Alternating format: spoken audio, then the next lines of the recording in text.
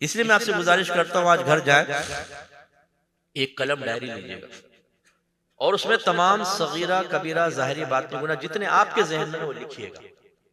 आप देखेंगे 2 3 4 5 कोई 10 15 तक पहुंचेगा, इसके बाद आएंगे नहीं जहन में। इसका मतलब है हमें गुनाहों की एक तो होता है मारिफत, पहचान। हमें तो गुनाहों के बारे में भी नहीं पता कि कौन कौन से गुनाह होते हैं, कितने किस्म के गुनाह होते हैं।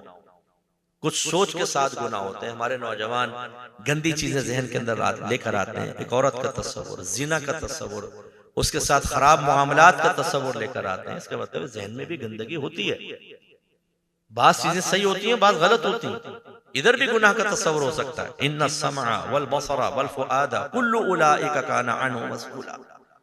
अल्लाह ताला फरमाता है कि बेशक कानों से, आंखों से और कुलूब, इन सब से बरोज़ क़यामत सवाल होगा।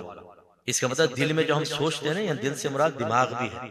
हम जो सोचते हैं, अपने ख्यालात जानबूझ के जहन में लेकर आते हैं, इनके बारे में भी क्वेश्चन होगा आखिरत के अंदर। इसका मतलब इसमें पॉजिटिव चीजें भी होती हैं और नेगेटिव चीजें भी होती हैं।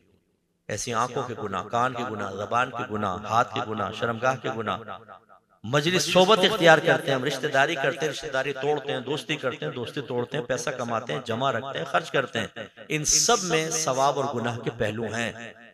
आप तिजारत करते हैं, उसमें गुनाह के पहलू।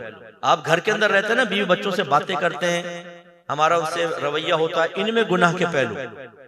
बहुत सारे बच्चे ऐसे बैठे होंगे कि जो अपने माँ बाप से बात करते हुए लहजे को सख्त कर लेते हैं, घूर कर देख लेते हैं, झिड़क कर बात करते हैं, पांव पटक के निकल जाते हैं, दरवाजा जोर से बंद करते हैं, बीवियों को अपनी पीठ के पीछे लेकर अपनी माँ के सामने खड़े होकर एहसास दिलाते हैं कि हम जवान हो चुके हैं और हम जुल्फों के असीर हो चुके हैं, गुलाम बन चुके हैं अपनी बीवी के। अब आप हमारे लिए बेकार किस्म की मखलूक है, खबरदार जो ऐसा।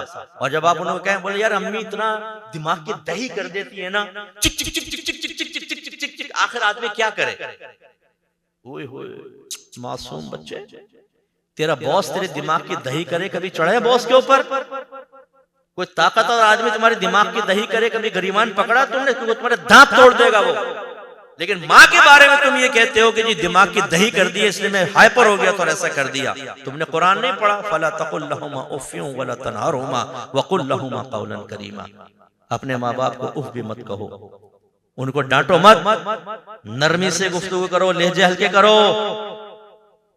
यहाँ कितने ऐसे टार्जन बैठे होंगे जिन्होंने माओ को घूर कर देखा होगा, लहजे सख्त कर लिए होंगे, बाप के सीने पे चढ़कर एहसास दिलाया होगा आपने हमारे लिए क्या किया है। क्या करता? तुम्हें डोनाल्ड ट्रंप बना देता? बगैर तो शर्म नहीं आती तुम्हें अपने माँ बाप के सामने खड़े होकर इस तरह के सवाल करे, तुमने हमारे लिए क्या किया है? तुम्हें पैदा किया है, तुम्हें जवान किया है, तुम्हारी देखभाल की है, तुम्हें काबिल बनाया है। इसीलिए अल्लाह तबारक व तआला ने कुरान में उनके एहसानात को याद दिलाया। इस तरह के हजारों गुनाह घर में हो रहे हैं, परवाह ही नहीं है कि हम गुनाह कर रहे हैं।